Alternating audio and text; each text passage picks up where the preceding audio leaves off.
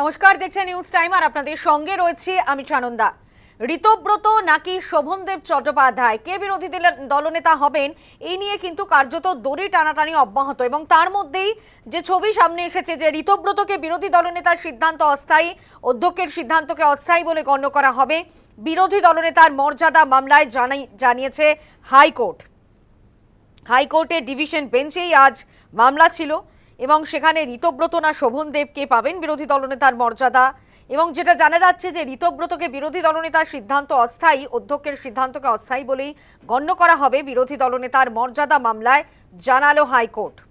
আগামী 2 মাসের মধ্যে মূল মামলার নিষ্পত্তি হবে। ইতিমধ্যেই জানা যাচ্ছে।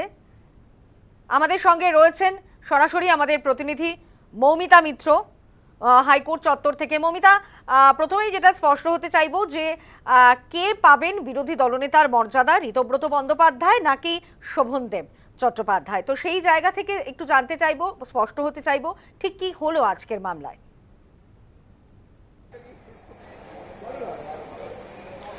দেখো, শোভনদেব চট্টোপাধ্যায় কলকাতা হাইকোর্টে একটি রিট পিটিশন দাখিল করেছেন এবং সেখানে তার আবেদন এটাই ছিল যে স্পিকার, বিধানসভার স্পিকার, তিনি ঋতব্রত বন্দ্যোপাধ্যায়কে যে বিরোধী দলনেতা হিসেবে ঘোষণা করেছেন এবং শোভনদেব চট্টোপাধ্যায়ের তরফ থেকে, অর্থাৎ কালীঘাট তৃণমূলের তরফ থেকে যে নাম প্রস্তাব দেওয়া হয়েছিল সেই প্রস্তাবে সম্মতি না দিয়ে ঋতব্রত বন্দ্যোপাধ্যায়কে বিরোধী দলনেতা হিসেবে ঘোষণা করা হয় এবং সেই স্পিকারের এই সিদ্ধান্তকে চ্যালেঞ্জ করে কলকাতা হাইকোর্টে মামলা দায়ের হয়।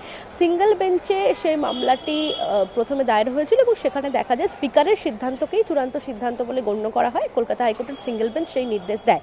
সিঙ্গেল বেঞ্চের সেই নির্দেশকে চ্যালেঞ্জ করে ডিভিশন বেঞ্চে আবারও মামলা দায়ের হয় এবং আজকে দেখা গেল যে বিচারপতি শম্পা সরকারের ডিভিশন বেঞ্চ যে নির্দেশ দিয়েছে যে ঋতব্রত বন্দ্যোপাধ্যায়কে যে বিরোধী দলনেতা হিসেবে যে সিদ্ধান্ত নেওয়া হয়েছে সেই সিদ্ধান্ত একেবারেই অস্থায়ী সিদ্ধান্ত এবং বিরোধী দলনেতাকে কেন্দ্র করে যে ধরনের অভিযোগ, পাল্টা অভিযোগ যা যা রয়েছে সেই সমস্তটারই নিষ্পত্তি করবে সিঙ্গেল বেঞ্চ এবং আগামী 2 মাসের মধ্যে সেই সমস্ত অভিযোগের নিষ্পত্তি করতে হবে।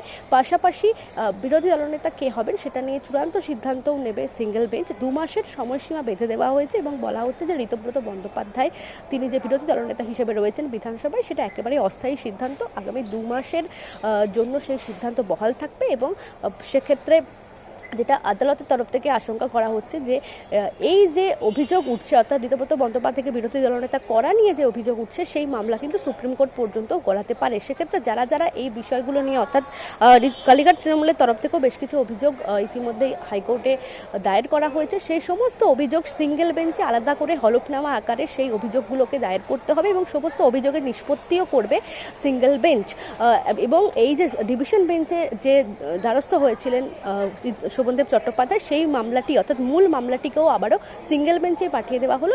মূল মামলাটি অর্থাৎ এই ঋতব্রত বন্দ্যোপাধ্যায়কে বিরোধী দলনেতা করা নিয়ে যে মূল মামলা সেই মামলাটিরও নিষ্পত্তি করবে সিঙ্গেল বেঞ্চ, এরকমটাই আজকে নির্দেশ দেওয়া হয়েছে এবং ঋতব্রত বন্দ্যোপাধ্যায় অস্থায়ীভাবে তিনি কিন্তু বিরোধী দলনেতা থাকছেন, অন্তত কলকাতা হাইকোর্ট এমনটাই জানিয়ে দিল। অর্থাৎ 2 মাসের জন্য তিনি বিরোধী দলনেতা হিসেবে থাকছেন, তার মধ্যেই যাবতীয় অভিযোগ, পাল্টা অভিযোগ বা মূল যে মামলা রয়েছে সেই মামলার নিষ্পত্তি হয়ে যাচ্ছে।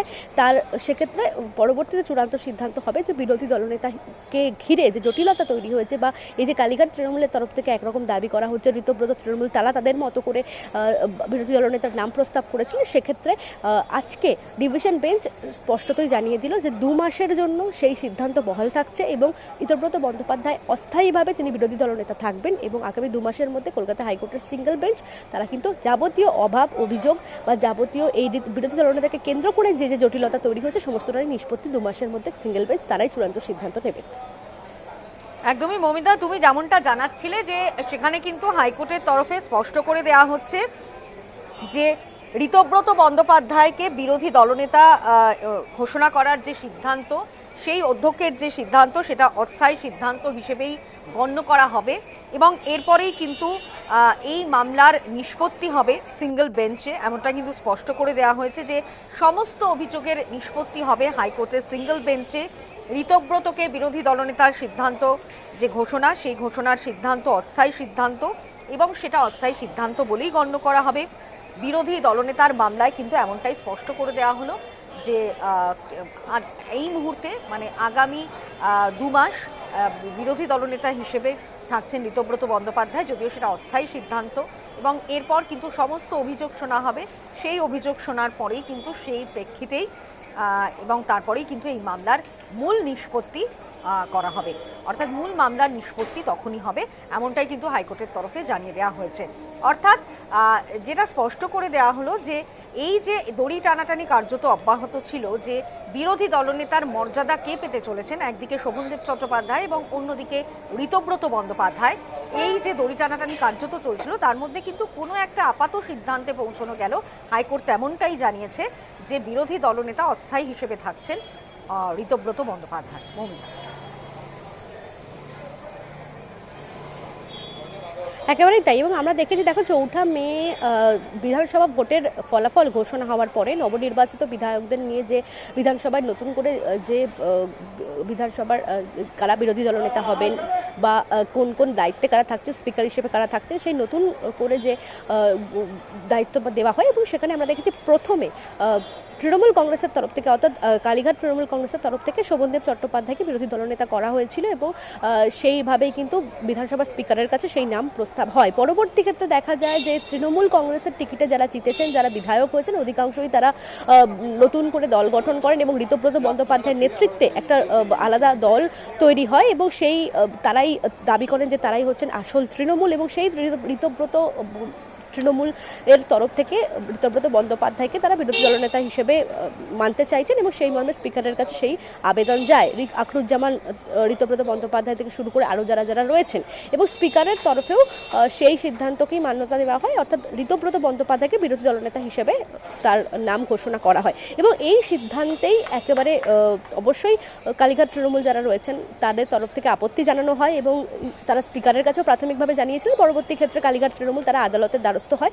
শোভনদেব চট্টোপাধ্যায় তিনি রিট পিটিশন করেন কলকাতা হাইকোর্টে, এবং সিঙ্গেল বেঞ্চে যে মামলা হয়েছিল সেখানে আমরা দেখেছি যে সিঙ্গেল বেঞ্চ তারা কিছু স্পিকারের সিদ্ধান্তের উপরে কোনো রকম হস্তক্ষেপ করেনি, অর্থাৎ স্পিকার যে ঋতব্রত বন্দ্যোপাধ্যায়কে যে বিরোধী দলনেতা হিসেবে ঘোষণা করেছিলেন সেই সিদ্ধান্তই বহাল রাখা হয়। স্বাভাবিকভাবেই পরবর্তী ক্ষেত্রে ডিভিশন বেঞ্চে যায় সেই মামলা, এবং আজকে বিচারপতি শম্পা সরকারের ডিভিশন বেঞ্চ তিনি যে সিদ্ধান্ত নিয়েছেন বা যেটা বলা হচ্ছে আদালতের তরফ থেকে, যে 2 মাসের মধ্যে এই যাবতীয় অভিযোগ, পাল্টা অভিযোগ, অর্থাৎ কালীঘাট তৃণমূলের এক রকম বক্তব্য রয়েছে, ঋতব্রত তৃণমূলের পাল্টা বক্তব্য রয়েছে, সেই যাবতীয় অভিযোগের নিষ্পত্তি সিঙ্গেল বেঞ্চেই কিন্তু হবে, অর্থাৎ মূল মামলা যেখানে রয়েছে প্রাথমিকভাবে সিঙ্গেল বেঞ্চে যে মামলা চলছিল সেই সিঙ্গেল বেঞ্চই যাবতীয় অভিযোগের নিষ্পত্তি করবে, এবং ঋতব্রত বন্দ্যোপাধ্যায়কে সেই কারণেই অস্থায়ী বিরোধী দলনেতা হিসেবে বা এই সিদ্ধান্তকে অস্থায়ী হিসেবে গণ্য করা হবে, সেই কথাই বলা হয়েছে আদালতের তরফ থেকে।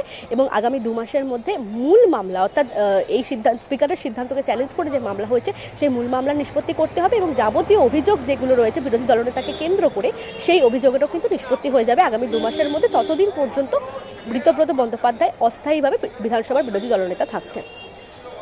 ধন্যবাদ মৌমিতা। আমরা কথা বলছিলাম, সরাসরি ছিলেন আমাদের প্রতিনিধি মৌমিতা মিত্র। শোভনদেব চট্টোপাধ্যায় তিনি কি জানিয়েছেন এই প্রসঙ্গে শোনাবো।